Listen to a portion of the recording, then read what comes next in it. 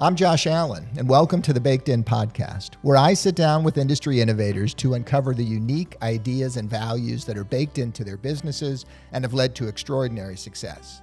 This podcast is presented by Busey Bank. Since Busey opened their doors in 1868, they've upheld a pledge to foster customer relationships and vibrant communities, embodying a legacy of partnership and progress. With multiple lines of business, Busey provides a range of financial solutions tailored to your needs. From digital banking to planning for retirement, Busey is here to help you achieve your financial goals. Busey Bank, building business, growing wealth since 1868. Today's guest didn't exactly plan to run a taco empire, but that's exactly what happened. Adam Tilford, co-founder of Session Taco and the culinary mind behind concepts like Milagro Modern Mexican and the brand new Lapez Mod Mex, started out studying physical therapy before realizing he hated touching people. After a quick detour in real estate, he joined forces with his brother Jason and took a $20,000 leap into the restaurant world. That leap turned into a mini empire with 7 restaurants, a solid wholesale tortilla chip business, and a cult following across St. Louis and Kansas City. In this episode, Adam pulls back the curtain on what it's really like to build and rebrand a restaurant group, how a lawsuit forced a bold pivot, what he loves about hospitality, and the key metrics he actually cares about as a business leader. We talk about growth, leadership, chip sales, and fire rebuilds. Let's roll. So, you kind of been through the ringer post-COVID. Yeah. Really, I mean, we all hit the Sure. COVID thing, so we're not going to go back there and relive that. No, but you had some stuff since then. Tell me, most specifically, we had the fire in the Central West End. Yeah, You was fun. You just got that reopened. Yeah, 3 years. As somebody on the outside who doesn't know a lot of the story, why did it take so long? For the West End to reopen? Yeah. It was Was that sort of by choice or? No, not at all. I mean, everything's just kind of reopening back up. I mean, that building is pretty big. It's condoed out. I think there's, maybe 12 to 14 different units. And so, first thing is you had all of these different insurance companies in there stopping any progress, trying to figure out what happened. Was the whole building uninhabitable Yeah, after the whole fire? building. Yeah, so the fire started in the back. It's a L-shaped building on the corner, and it just worked up the back corner of the building. And In which space did it start? it started behind Salt and Smoke. Okay. And it really it gutted out a lot of that space, but it really just worked its way up and took out all the condos above. Some of them were businesses. You had Normal Brand had their offices up there. I think there might have been a tattoo, but then there were some that were inhabited as residential, and it took out the roof. So that was the big thing, is the roof was gone. So every time it rained, it's just pouring in the building. We weren't allowed to take anything out because of the insurance claim and the investigation. So all of our equipment, everything just rusted and rotted and molded. And at that point, it was just, everything had to be gutted. And that was pretty much the entire space. So, And was the intention for you guys always to go back in? from the beginning. Because Salt and decided- Smoke hasn't they made the decision to not. They made the decision to not go back in. Right. Yeah, I think, they had just recently opened that store. COVID hit and never really gained traction. So I guess they had the opportunity to not go back and took that. But we've got Mainlander going in that spot now, which is pretty cool. Oh, that's right. Okay. Yeah. But yeah, it was a lot. And then, Pete Rothschild, the landlord, wanted to use one contractor to kind of do everything, just to kind of keep costs under control. And it just took a while. Yeah. You had environmental issues, we were getting close. And then, they had a huge pause for months because they couldn't get power to the building, because where they were trying to get the power underground, there was like a fiber optic line that they had to move. And so they had to get the, AT&T or whoever it was to move that fiber. It was so many different things. And everything's reopened now. All the condo. Everybody's sort of back to whatever extent they can be. Yeah, for the most part, Layla's open. There's a Tika Tangy took a little spot. They're open. You got Pass the Pass, the little coffee shop. I think all the upstairs units are back. The only thing that I don't think is opened is Mainlander.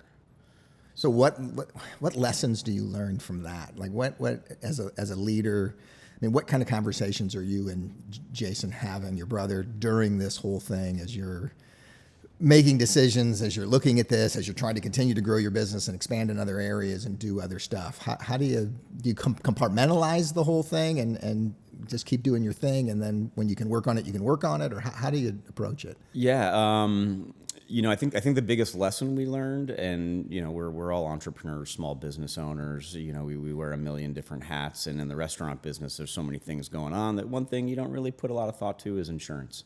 So that was one thing that we did, was a huge just audit of our insurance, making sure we had proper coverages, because initial build out costs for your insurance. Well, after 7 years and COVID, those costs were way higher than coverages. So we did. So you didn't have replacement at the time. I mean, yeah, we had some, but it wasn't enough. Okay.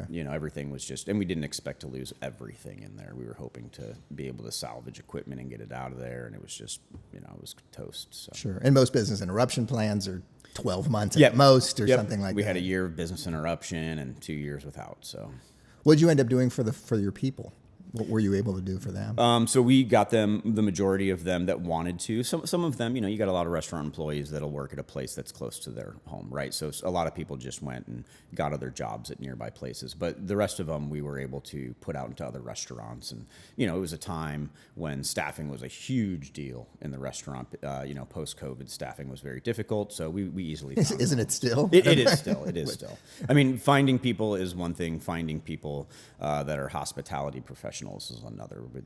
That part of our business got crushed a little bit with COVID. So, well, and then keeping them. I mean, yeah, that's the other challenge. Yeah. So, from a leadership standpoint, is that the biggest thing? Just taking care of your folks and kind of rallying the troops and just keeping them up to date as to what kind of communication do you guys have internally as an organization as you're going through something like that? Are you always talking about what sort of when it's coming back, what the plan is when it comes back? And yeah, we try to do the best we can, communicating with other locations, what's happening at the different locations and stuff. That's whether it's emails to GMs to spread messages around, or we can hit every employee through Sling, which is our scheduling app. We can kind of message everyone through there. So. And then you dealt with this lawsuit. Yeah, that's not a fun one. It's still happening. I mean, we're still dealing with stuff with the lawsuit. So that's Mission Foods. Is that yeah, the parent company is Gruma Corporation. Okay.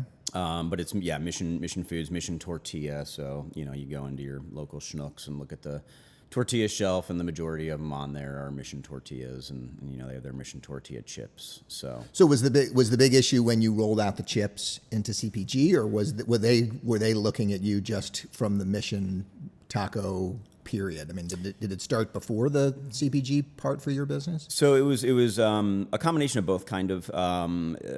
If you would have bought our chips at where we had them in retail, the word Mission was not on there anywhere, right? So we specifically did that because when we first opened, we never thought about it, right? We're going to open a little place called Mission Taco Joint in St. Louis.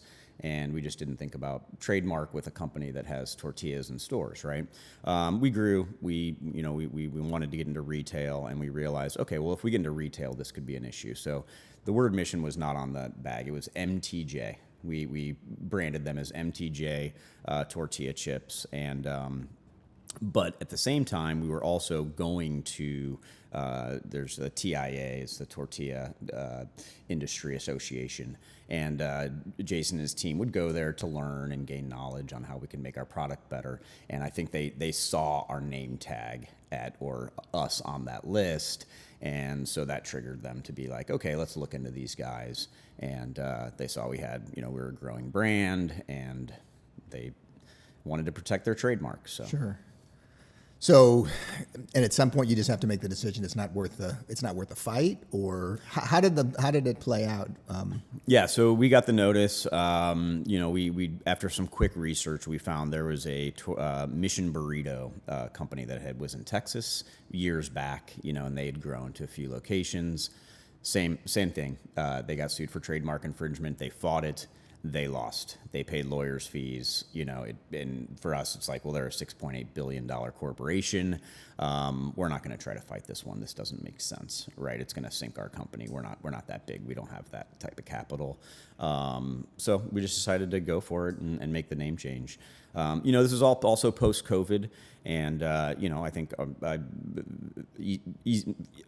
tough for me to say, but our brand definitely suffered post-COVID, right? Just we were in that mid-size where we weren't small enough to where Jason and I could be in every store making sure they were run exactly how we wanted them run, but we weren't big enough to have a corporate team to have people out in every store making sure, right? So we were getting pulled in a lot of directions.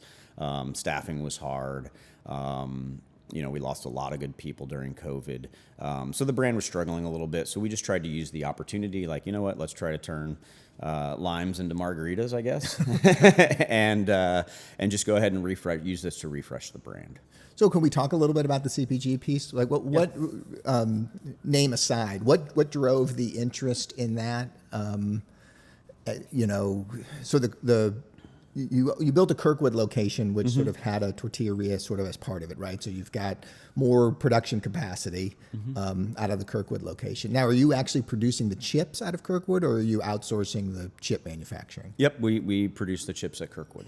Yeah, Okay. so the way that all started, from day one, we were making our own tortillas. But we were using maseca, which is a corn flour that's used to make tortillas. And while the quality was fine, we really wanted to step it up a level. So we had purchased an old tortilla oven, a big tank as well to cook the corn. We had a grinder to grind the corn and make the masa. And we started making tortillas on a small scale at our commissary. We saw it as a good opportunity. At that time, we could only produce the tabletop tortillas, which is what we use for the tacos. Okay. And we said, we had this location in Kirkwood that had this old brewery space. We're like, what are we going to do with this brewery space? Well, let's step up our game on this tortilla production. So we had a company out in California make this beautiful, huge tortilla oven for us, and that allowed us to expand our capacity. So we do the two types of tortillas. We do our tabletop tortillas. For those, you want a finer grind on your corn, okay? Keeps them soft and pliable. And there's more moisture content in those. For the chip tortillas, you actually want a coarser grind and a lot less moisture content, because otherwise you drop those in the fryer, they bubble. If the grind is too fine, they get really big bubbles, kind of hold on to the oil and stuff. So you want a coarser grind and a drier tortilla. So it is two different processes that. Okay. But you weren't always making the chips? No, we weren't always making the chips. Prior, we would, just like every other restaurant, buy a 20-pound case of pre-cut frozen chips and drop them in the fryer, fry them up, and serve them. Okay.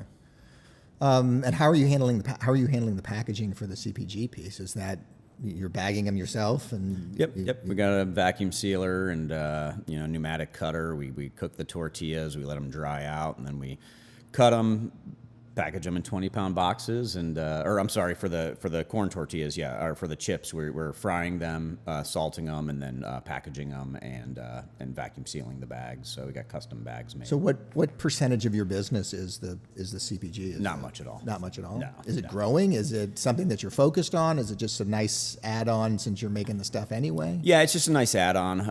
I think we will look to grow it once the Session brand is taken. Obviously, the new packaging is all Session Taco branded. So, but our focus right now really has been, in the last year, it's been, we got our new Town and Country location open up last year. We hard pushed to get the Central West End location open back up, and then we're rebranding a location in Kansas City. And with a small corporate team, we've been pretty busy dealing with those things. So once we kind of get that under our belt after the summer, and our new Lapez concept in Kansas City opens up, we'll probably focus back on, And so the Kansas City, I don't know, the genre is that upscale Mexican. I don't really know what you say, but it's a much more upscale dining, more like Milagro that you had previously in St. Louis. Correct. Yeah, I think it was a miss on the mark on the location. We went into a development in Leawood, Kansas. Which was the miss in Kansas City. Yes, it was a miss in Kansas City on the location. Yeah, we went into it. It was Leawood, Kansas, and it's a mixed use development similar to our St. Charles location, which is our number one store as far as sales. We saw the retail piece and the dining and the business, and AMC headquarters are there. But what we didn't realize is that the retail, everything was much more upscale. You don't have. It's not like one of those developments where you've got a Sephora and Athleta and you walk around and for an afternoon and shop, right? This was a high-end men's clothing store with $200 jeans and a bridal shop. So everything there was very destination retail. So all of and then we're looking around and we're like, all right, all these restaurants, they're all high-end. They're all destination. Right, and we've got skateboards on walls and stuff, and so we just weren't getting enough traffic to have the Session brand work there. So, really think the Lapez concept. It's something, Jason. We've actually had this concept, kind of worked on it for years and years. When the Mission Taco brand took off, we shelved it.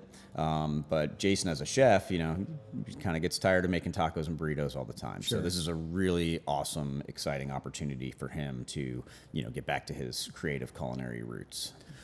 But obviously, I mean, when you do Milagro, I can't even remember how long ago that was that you did it. But I mean, in this kind of chef-driven environment, how much time is he going to have to spend there? Or he's a different leader, and you guys are different leaders because the organization is so much bigger than it was the last time that you did this. So how do you attack that and approach that so that you can put a team together to see this vision without him having to be, I'm not going to use the term stuck, but sure. but trapped in maybe just sort of committed to that concept more than he would normally with another session opening up? Well, he has definitely made the commitment. When we decided to do this, he actually just last Thursday started his 3-month Airbnb out there. Okay. So he is planning on being out there. He'll come home and both of his kids are older, out of the house. They're actually both out there right now hanging out with him. It was his birthday yesterday. So,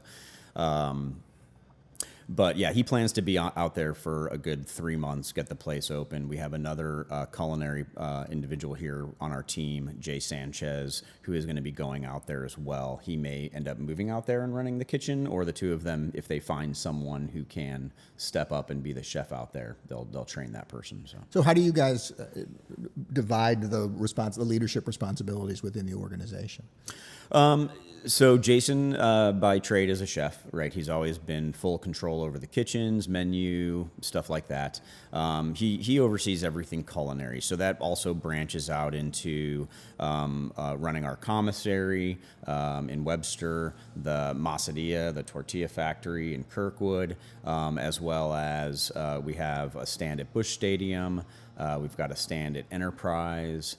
Lots of off-site catering and stuff. That all kind of falls under Jason's realm. And then I deal with a lot of the business side of things, a lot of the boring, the HR, marketing, accounting, all the financials and stuff like that. So have those roles evolved or changed as you guys have scaled, or have they just become bigger pieces of responsibility as more locations and open and as you've sort of branched out? Yeah, just bigger, more responsibilities, hiring people to assist when, we're getting pulled in too many directions and doing too many things and not doing them well enough. So as you look back over the history of kind of growing together, have there been pivotal moments where it changed, where scale, there was a tipping point, and all of a sudden, whether it was opening the second or the third or the fourth location, or have there been those kind of moments that have been particularly challenging as you guys have grown? Yeah, for sure. It was opening our 4th and 5th locations. So our first 3 locations were all in St. Louis City, and you could drive to any of them within a few minutes, right? It was Del Mar was our first, Soulard was our second, and Central West End was our third. And then we opened our St. Charles location, and then we opened in the Crossroads in Kansas City within a couple months of each other. And that's when we realized how challenging it was going to be, especially being in another market, being in Kansas City. But with the 2 stores and 5 stores total, the sales growth was tremendous. So we were able to start hiring. That's really when our corporate team started kind of. Yeah, I don't think folks realize how challenging. We opened our Ladue Cafe and our Central West End Cafe within like 2 weeks of one another, 3 weeks of one another, because it was never the intention, but the way construction works and timing, all of a sudden you end up and all of a sudden you're opening at the same time. Yeah. And it really was it was hard. Like it's just so hard to put organizational energy as a small business to really get you used the term traction before, to build that traction. Our Central West End location, that I'm not making it, I don't blame it for that reason, but I just remember how difficult it was. And even with concepts that are, look, the menu, you guys are sort of the same as our cafe, and that the menu is the same. Like, it wasn't like we were doing something totally different, but it was just the organizational energy and just trying to get everybody behind it. And if you've got a new manager, you're training new people. New people are training new people, and it was really hard. Yeah, no, same. Ours was the same. The Kansas City store, we had signed the lease 2 years prior to it opening, but it was an old building that there was an accident where a car ran into a corner of it, took it down, and the construction just dragged on and on. We were hoping to open that store, 6 to 8 months before even coming close to St. Charles, and it just so happened that the delays happened there. St. Charles went up in no time because it was a brand new build with the construction company was doing all the work there, and they just knocked it out really quickly. So, and then as to your point, when we opened Del Mar, obviously it was a new staff, but when we opened Soulard and then Central West End, they were all very close. So we were able to kind of move managers that had been in the company, some employees transferred, so the staffs didn't open up fresh, all new. And then we opened up in St. Charles and Crossroads at the same time, 2 brand new staffs, new GMs, new to the company. So it's a lot more training. Right. Yeah. I mean, you mentioned before that sort of that kind of post-pandemic, you lost a little traction in hospitality with the folks. What is, like, getting back to the roots look like for you? What are you guys doing specifically as leaders in the organization to try to I don't know if circle the wagons is the right term, but to try to bring that level of hospitality back that you felt like you had before? Is it purely just trying to get people and keep people and then build from there, or what are there things specifically that you guys are doing to try to return to that? Yeah, I think we struggled early on because we were trying to do it all at once, and it was impossible trying to reach 400 employees at one time. So we took a step back and looked at our corporate team, and we brought back a gentleman, Josh Laney, at the beginning of the year. Josh was a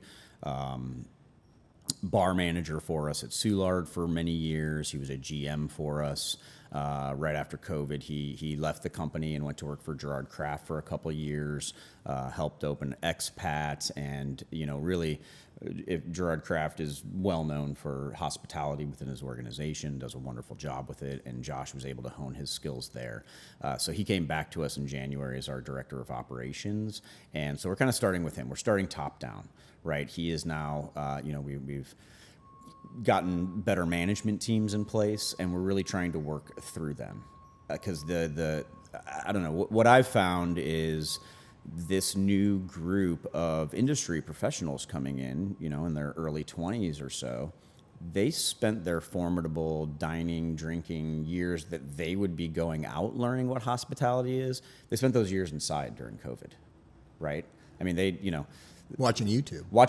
Right. Yeah, and getting DoorDash. Right. So they don't get it. They don't understand, like, the simple concept. I say pre-busing is a lost art. Like, guys, no one wants to sit at this table with dirty dishes. There's napkins on them. Like, full hands in, full hands out, right? You're really going back to the basics of hospitality and what that means and what service means, and trying to get people to understand that every guest has a choice on where they want to spend their money, right? And we want that choice to be us when it comes to that type of cuisine. And to do that, they have to feel special when they come in, right? It can't be transactional. And that's, I think, the restaurant industry. There are exceptions, obviously. Your high-end dining, your fine dining. A lot of them still have a lot of great industry professionals that have known this. But a lot of places like, the Session Tacos of the world that are, getting people, just randoms off the street, high school kids in Car Kirkwood location, really trying to get these guys to understand what hospitality is. And, just getting on them off their phones. How hard is it? it's kind of rhetorical, but how hard is it to be patient? I mean, when you talk about doing it from the top down and starting with the director of operations and finding better manager, I mean, that shit takes time. It takes a lot of time. And at the same time, you're seeing, whether it's on Yelp or whatever, however you're getting the feedback that you're not quite where you want to be yet. I mean, that's hard, right? It's very difficult. Yes. Yeah. Because my personality is I want it done now. Right. Yeah, because you both are guys that just, I mean, you started it together. Right. Only a couple $20,000 or $25,000 or whatever to start this first place. So, I mean, you guys both jumped in with both feet, and that's got to be your personality. And so take that step back and be patient it's got to drive you crazy. Yes, it does. I don't know. Yeah, it definitely drives me crazy, man. You know, it's keeps me up at night. You know. Are you feeling the momentum though? Are you feeling that the patience that you put towards building the management team is starting to gain some, to use your term, traction now? Definitely. You can see it. I mean, we're not seeing it, on the sales yet, and I think there's a lot of other things contributing to that. But as far as the reviews, the customer satisfaction, we are starting to see it. Absolutely. What percentage of your business post-COVID now is to go? I mean, you mentioned the DoorDash piece. I mean, is it way too much? Way too much. Do you think that's going to come back, or do you think that's the future and you've just got to?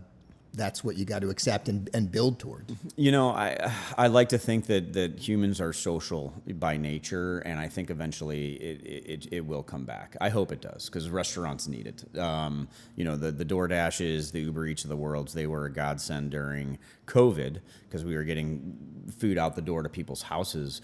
But that's over now, right? Restaurants need butts and seats.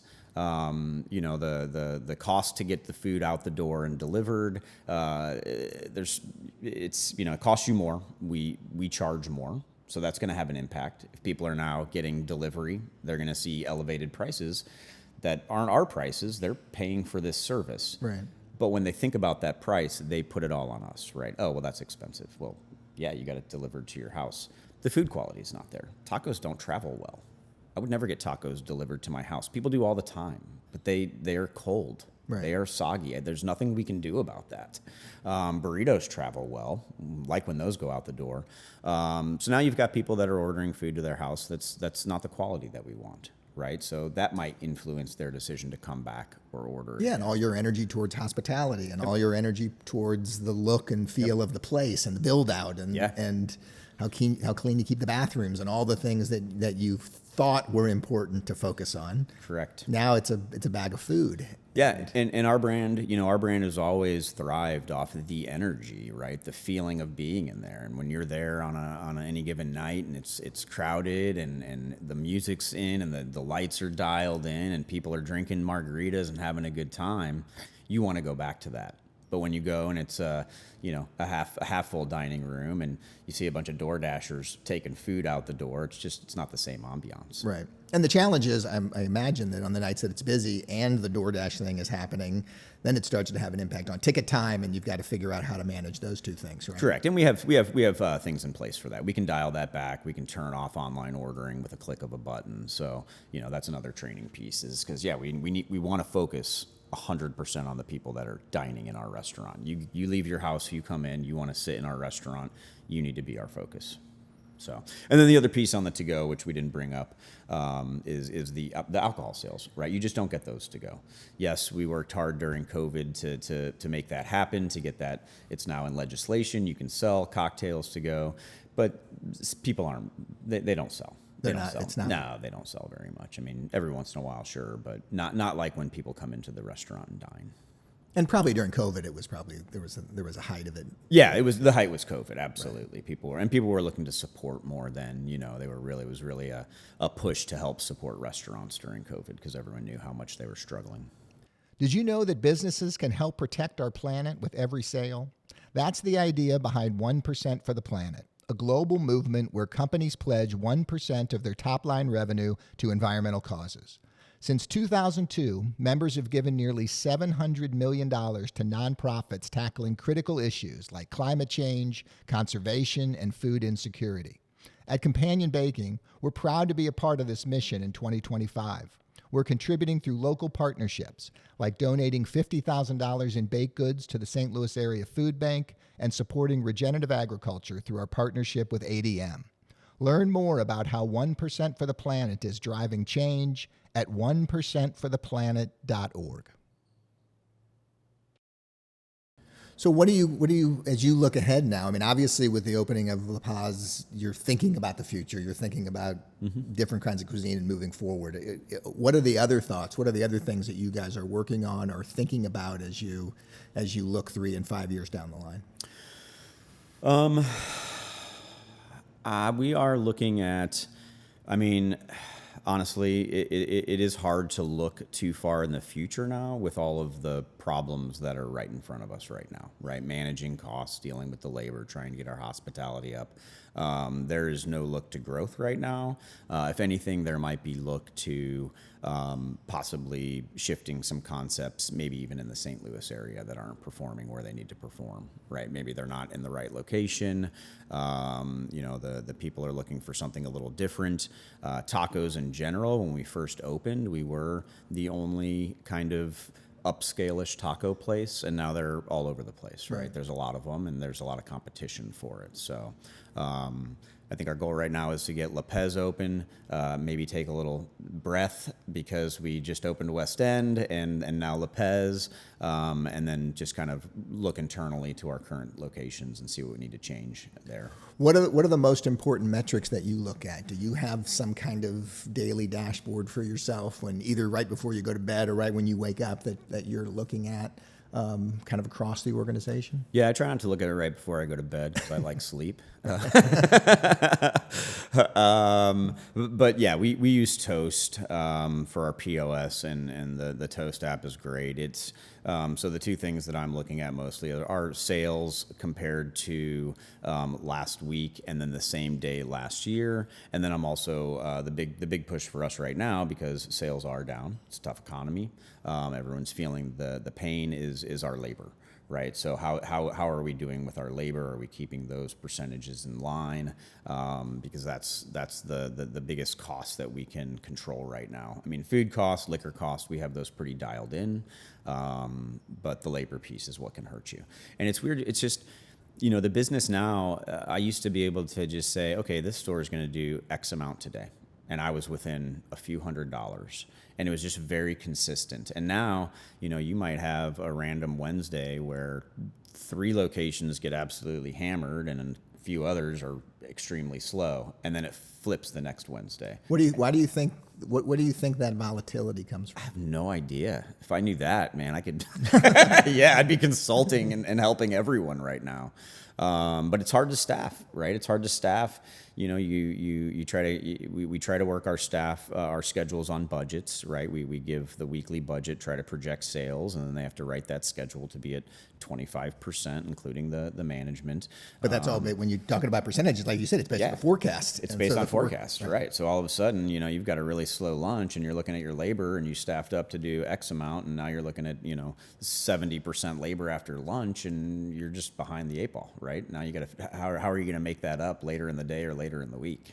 And I'm assuming we're in a little bit different business, but I'm assuming that pre-COVID, folks would be okay with getting cut because they knew there was money to be made later in the week or in the evening or something. But now when you start, you also balancing that decision of if I cut this server's hours, am I going to potentially lose this server because there's not enough hours? So do you take the hit on that day? Like how do you balance that, or how do you teach your managers to balance that? Hard conversations, right? Trying to lead with empathy, but also, letting people know, like, yes, well, we're empathetic and I understand that you need this. Like, we need to be able to be employing you a year from now, right? And in order to do that, we need to make sure that we're financially stable right now. But yeah, I mean, and as far as servers, servers, we have a lot of long-term servers, but they are, they come and go, but it's the kitchen staff really, those are the tough hours to cut, right? When you've got, you've been running, 3 daytime cooks, and now you're asking, a couple of them to go down to 3 days a week. and that's tough. And a lot of them will look for other jobs, either second jobs, or they'll have to leave to find, better employment. So Yeah, and the balance of that was when you're 3 daytime cooks, you cut one, that's 33% of your labor. It's not like you got 12 people in there, and if you send a couple home, it's you can muscle through, but you put the guys that stay or gals that stay, you also put them in extra pressure and correct, especially when you see a crazy hit and you all of a sudden did twice as much lunch as you were supposed to do. And I know there's no tax on tips. Like where does that fall for you with this new legislation? How do you see that as a small business owner employing a large number of servers? There's obviously a cap on the dollars, but is that a good thing, bad thing? If we just take that in isolation, forget about the whole big bill.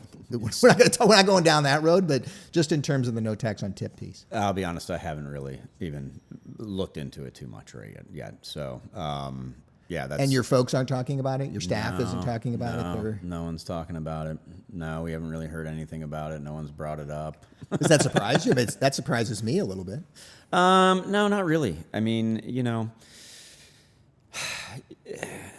servers, typically servers are working for a different end goal, right? A lot of our servers are going to college or, whatever it may be. That I just don't think a lot of them are thinking that way. We started a matching 401k program, and I thought that all of our staff would be like, this is amazing. None of our service staff signed up. Like it's salaried managers that signed up for it and are reaping the benefits, and we push it and promote it. So I just don't think that general mindset is there. Yeah, it's an interesting point that you bring up, because we have that conversation a lot about what benefits to offer, right? I mean, it's a finite number of dollars that we can put towards benefits, and how do you make the decision as to which ones are going to really have an impact, right? Right.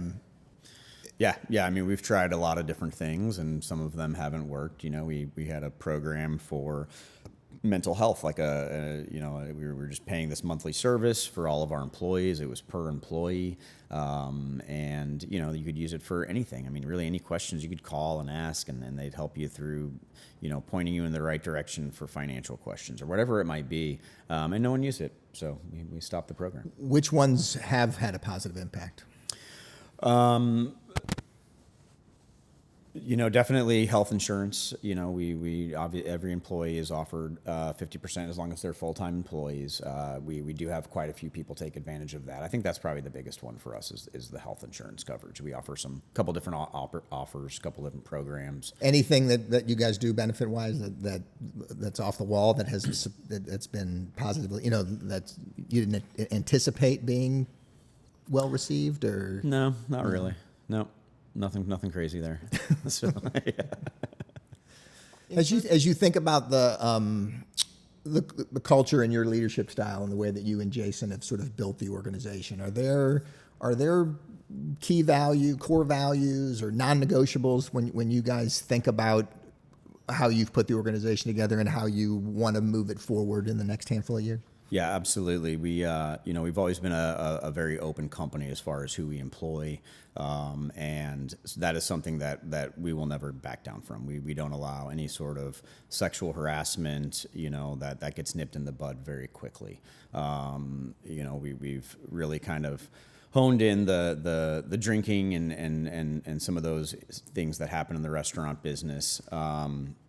Really trying to get rid of the old yes chef mentality, and trying to have an open place for our employees. I think, if you talk to any employees past and present, we've always been very open to everyone, welcoming, and trying to do our best to support our employees. And you guys were able to do that from the get-go, or has that been an evolution as you think back to the first spot? Yeah, I think that's always been just how we are, Where does that come from, do you think? I think that comes from our background of growing up in a military family and growing up all over. We as a child, all through grade school, we moved back here permanently when I was going as a freshman in high school. and Jason had just graduated high school. So, we moved every year. So, I went to Laotian school in a Laotian magnet school in California. We lived in Chesapeake, Virginia, and really kind of saw racism firsthand, and what that type of environment was. We lived in Seattle, Washington. We lived in Honolulu. So we really grew up in all of these different communities and, just saw people for who they were and tried to be welcoming to everyone. I mean, we had to. Every year we moved and we're saying goodbye to friends and meeting new people. And these people were different, right? All of these cities that we lived in, people were just different. So we just learned that at a young age. Right. And you had a somewhat winding path, right? I mean, physical therapy, I think, real estate, other stuff. So what was it, I mean, especially with that upbringing, what was it about hospitality or the restaurant business that finally clicked? Was it doing something with your brother? He was already in the field, or like, how did you end up there? And yeah, so Jason has always been a chef. Even once he graduated high school, he's been in that. He went to Forest Park Culinary here and has always been down that path. So that's always been what he's done. My path was a little different. I did start working in restaurants. I worked at Emo's my sophomore year in high school in Webster, and just always kind of worked in restaurants through high school and college. I did go to SLU for physical therapy. Realized pretty quickly I didn't like touching people intimately that I don't know very well, so that probably wasn't a good career path. Things you don't really think about when you're 18 and you're just trying to figure out life. So yeah, I got out. I did some sales things. I was a technical recruiter. Sold car warranties over the phone for a year. It's a big industry in St. Louis. Moved to Maui for 6 months in my mid-20s. I had a buddy that moved out there, so I just kind of uprooted, moved out there, came back, got my real estate license. My mom sold real estate, so I was kind of selling with her. And then Jason approached me. There was this little spot in the West End. It had recently been converted into a pasta house Pronto, which was, I think, their first kind of quick casual pasta house. And it wasn't working out, so they were trying to just, offload the lease. And we signed a lease there and opened Tortilla Mexican Kitchen. And Jason kind of brought it to me as, hey, St. Louis doesn't quite have the Mexican cuisine that we were used to living in California, right? Like, sure, we've got the El Maguey's of the world, and this was pre all of the amazing taquerias that we have now, because we really do have a fantastic traditional, authentic Mexican restaurants here in St. Louis now. But back in the early 2000s, it wasn't as prominent, right? You had kind of the El Maguey's of the world. It was a lot of, which are fine, just different. It's it's a lot of prepackaged stuff and canned salsa and stuff like that. And so we wanted to open Tortilla with the traditional Mexican ingredients that we were used to. We were making corn tortillas from scratch, braising meats, bringing in fresh ingredients from Mexico that you can't grow in the States, and. Yeah, I opened it. I was still selling real estate. I was a fool.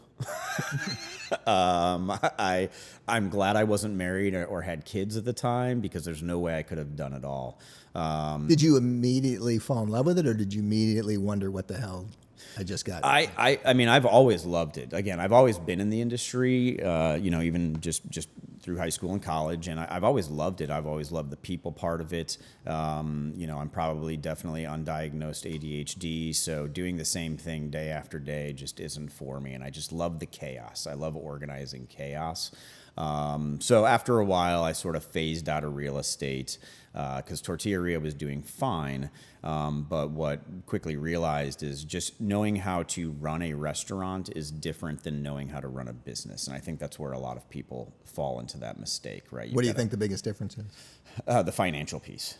Understanding the financials, understanding how to actually make money, how to write budgets. You just, as a restaurant manager or chef, you get some of that knowledge, right? As a chef, you're going to get cost outs and how to do that. But, really running the business, understanding marketing, not having if we open it, they will come mentality, right? How do we get people in the door? How do we get them back? Customer satisfaction, stuff like that. So. Which has changed pretty dramatically in your experience, right? I mean, there was no social media when you first opened. There was... Yeah, social media I learned from Chris Summers. You know, he moved back from California, opened Pie, and I'm just like, holy crap, he's blowing up on Facebook. Like, you know, like what is this? He's marketing his business for free on social media. So I learned a lot from him on that, and you know, really learned how to social media is different now. You know, it's a lot tougher. Now you have to pay for it, right? You can't just, you put a post out there and you get 5 eyes on it because it's not hitting the algorithm or whatever it might be. So, yeah, it's constantly changing. So is that still the best way to market the restaurant though now? I mean, or the only way to market? Like, what is working when you think about marketing? Oh man, I don't know. Again, if I knew that, if I had the magic ticket on what was working for marketing, I'd be giving it to everyone. You know, what works for you? You know, to me, the number one thing to work for marketing is marketing to the people that you have in your seats, right? I mean, we grew the concept with kind of guerrilla marketing, right? It was all social media. It was all free. It was, you know, what I said we were building, it was Mission Taco Joint at the time. We were building missionaries, right? We had other people talking about the concept online and spreading it that way. So I still think to this day, the best way to grow your business is to take care of the people that are in your restaurant dining, and they're going to spread that word. Right. They're going to tell their friends, right? The old saying, every person that has a bad experience is going to tell 10 friends. No, and now we've created a whole industry of influencers. So now there's folks that want to get paid to do the things that you had that the people that loved what you were doing initially were doing for you. Now those folks want to be compensated for it. Right. Right. And that's a tough one. You know, the influencers, you know, we definitely have used a PR firm, Jasper Paul, and, you know, they'll bring in influencers. I'm like, cool. Well, they have 10,000 followers, but how many of them are actually local to St. Louis? I have no idea. You know, what is this reach? Awesome. They got they put a video out and it got a ton of their friends commenting on how great it was, but didn't really see an increase in business from this. So. And I don't think it's so specific, right? Like that's the biggest challenge. It isn't that all of a sudden this week you're going to see the spike. It's just it's credibility building over time. And correct. Oh, so what do you do with yourself when you're not running your restaurant? Because you have a family. Yeah, got a family. I've got my daughter's 13. My boys are 10 and 9. So we are in the thick of it. Oh yeah, yeah, we are. You know, when I'm not in the restaurants, I'm an Uber driver. You know, there's tons of soccer practices. Is soccer the big sport for the kids? Yeah, for 2 of them. Yeah, I've got one that's not into sports. He's more Cub Scouts, fishing, you know, things like that. He's more of my nature kid. But yeah, it's pretty much hanging with the family. I used to play a ton of soccer. I've got a fake knee now. I can't do that. So disc golf when I can. Nice. You know, played a little disc golf yesterday. It was fun. It's nice and easy. Trying to play a little pickleball. And I can't go there. That one makes me nervous. Yeah. I don't want to go down that one. I got some buddies that started playing. How does the knee hold up playing pickleball? That's all right. Yeah, it's fine. It's not that much movement. It's not bad. Yeah, I guess it's all doubles, right? Yeah, it's all doubles. You know, you got a little. You don't have to run that much, but it's still good exercise. So you got that, and then just love the outdoors. You know, I think we're gonna do a little camping and floating next week sometime with the family. A little summer trip. So. Well, that's great. Well, it's great to catch up. It's great to. I mean, I'm thrilled for you and Jason that you guys survived all this crap that you had to deal with. I mean, we all got through the pandemic, and then you had a couple 1-2 punches after that, and you're still here. We've all been kind of going at it for a long time, but it is great to catch up, and I appreciate a few minutes of yours. Absolutely. Morning. Thanks for having me. This was awesome. Thanks, Adam. Yep. Thanks so much for joining me today. I can't tell you how much I've enjoyed sharing these insights from folks I truly admire. Be sure and follow the show in your favorite podcast player to be alerted to newly released episodes. And share a comment if you have any feedback or future contributor recommendations.